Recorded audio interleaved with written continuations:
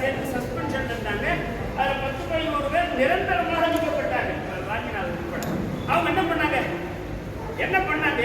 அதாவது வழக்குரைஞருக்கான அமைப்பு நாங்கள் ஒரு தப்பு செய்யறோம்னா எங்களை தண்டிக்க வேண்டிய அமைப்பு யாரு? வாக்குறுதி. அப்போது இருந்த தலைமை நீதிபதி கவுல் அந்த அதிகாரத்தை மாவட்ட நீதிபதிக்கு மாற்றார்.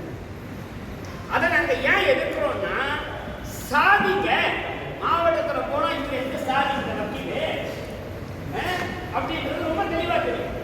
பார்க்கணும் அப்படி இருக்க கீழே போக போக தெளிவா தெரியும். ப்ராஜெக்ட் பண்ணலாம். ரெண்டாவது யாருக்கு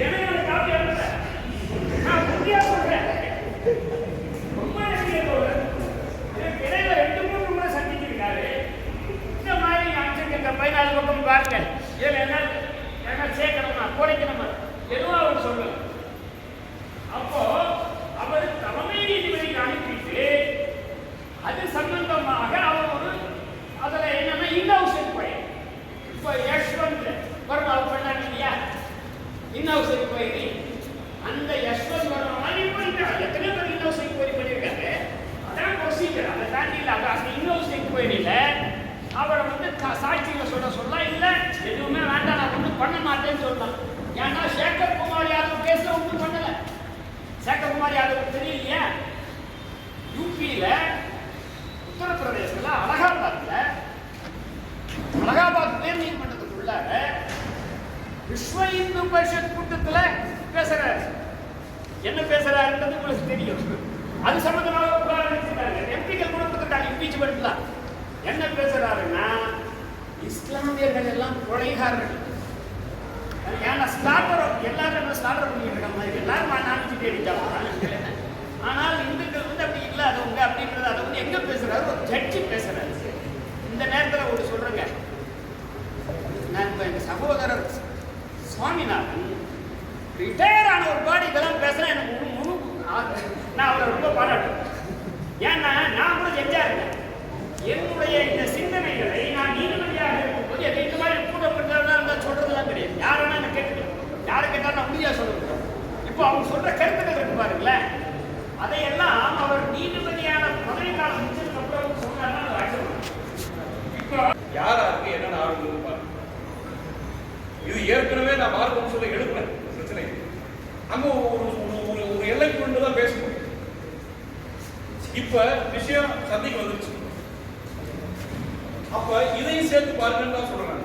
அப்ப நீங்க குறிப்பிடக்கூடிய பெயர்கள் இன்னும் கூடுதலாக இருக்கு.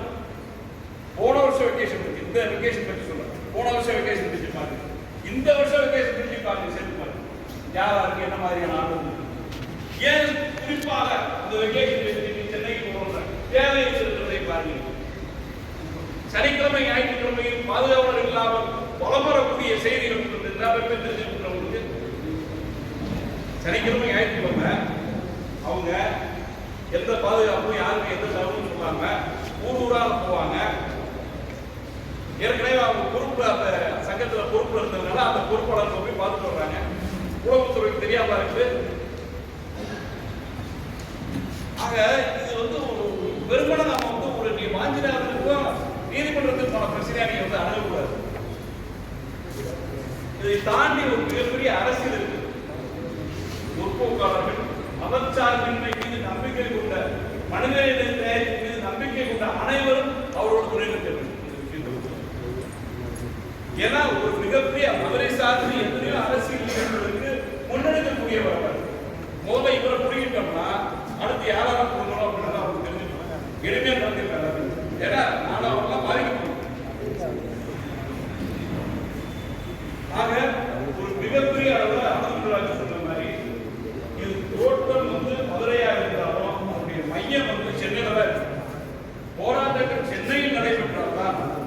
ஏன்னா இன்னைக்கு இன்னொரு முக்கிய வச்சிருக்காங்க. ஒரு உயர்ந்த சாதியை சேர்ந்த ஒரு உயர்ந்த ஒரு தலைமை கொடுத்து வரும்போது அவரை கவர் பண்றதுக்காகவே தாங்கள் பாதிக்கப்பட்ட மாதிரியான ஒரு புகாரை செய்வாங்க. அது ஏற்கனவே நடந்திருக்கு. இப்ப இரண்டாவதாக இப்போது இருக்கிறவர்கள் சரி பண்ணுவதற்காக இது மாதிரியான ஒரு நாடகம் நடைபெறுகின்றன. ஆகவே இந்த நேரத்தில் நம்முடைய போராட்ட களம் மதுரை மட்டுமல்லாது சென்னை உயர் நீதிமன்றத்திலும் இருக்க வேண்டும். விரைவாக தலைமை நீதிபதியை நாம் சந்திக்க வேண்டும். நாளைக்கு திங்கட்கிழமை நாம அவங்க எங்கேயுமே அதனால நான் இந்த வழிகளை வாசித்ததுக்கு காரணமே இவர்கள் கொடுத்ததாக சொல்லப்படுகின்ற கம்ப்ளைண்ட். இந்த வார்த்தையை நான் பயன்படுத்துகிறேன். இவர்கள் கொடுத்ததாக சொல்லுகின்ற கம்ப்ளைண்ட் இந்த இந்த ஆர்டர்ல எங்கேயுமே கிடையாது என்பதை நான் பதிவு செய்கிறேன். Since improper motive is being attributed to one of us, அதில் இருக்கக்கூடிய ஒரு நீதிபதிக்கு இம்ப்ராப்பர் மோட்டிவ் இருக்கின்றது அலர்ட் பண்ணியிருக்கிறார். நான் இவரை சமன் பண்ண வேண்டிய ஒரு அவசியம் ஏற்பட்டது. 1.25 மணிக்கு அவரை சமன் பண்ணி அடுத்த பேராக நாங்கள் சமன் பண்ணபடி அவர் முறையாக வந்தார் என்பதை பதிவு செய்கிறார். அதுக்கப்புறம் ஒரே கேள்வி கேட்டதாக அவர் குறிப்பிடுகிறார். எங்கேயுமே நாம் சோசியல் மீடியாவில் நாம் வெப்பில் அந்த கோர்ட்டினுடைய வெப்காஸ்டில் நாம் பார்த்த விஷயங்கள் இந்த தீர்ப்பில் எங்கேயும் குறிப்பிடப்படவில்லை. அவர் ஏதோ கேள்வி கேட்கிறாரோ உங்களுக்கு கொடுத்ததாகவோ அவர் டயஸ்மெண்ட் பயன்படுத்தியதாக கூறப்படுகின்ற வார்த்தை எங்கேயுமே காணிகள் இல்லை என்பதை பொறுப்புடன் கூறப்படுகிறது. வழக்கறிஞர் வாஞ்சிநாதன் மீதான நீதிமன்ற அவமதிப்பு ஜி.ஆர். சாமிநாதன் ஆணை அதை விளக்கியும் அதையொட்டியும் கலந்துரையாடல். வழக்கறிஞர்கள் ஏராளமாக கலந்திருக்கிறார்கள். முன்னாள் நீதிபதி ஹரிபரந்தமன் கலந்து கொண்டிருக்கிறார். இவருக்கு எதிராக இருக்கக்கூடிய முன்னே ஜெனரலாக ஒரு மொத்த முடிவாக ஒரு ரெஃபரன்ஸ் இருக்கு. நாட் ஸ்பெசிஃபிக்லி எந்த வழக்கில் என்ன ஆச்சு எழுதுலாம் ஒன்றும் கிடையாது. Once suspended by part of India அது திருத்திக் கொள்வார் என்று பார்த்தோம். அது திருத்திக் கொள்ளவில்லை.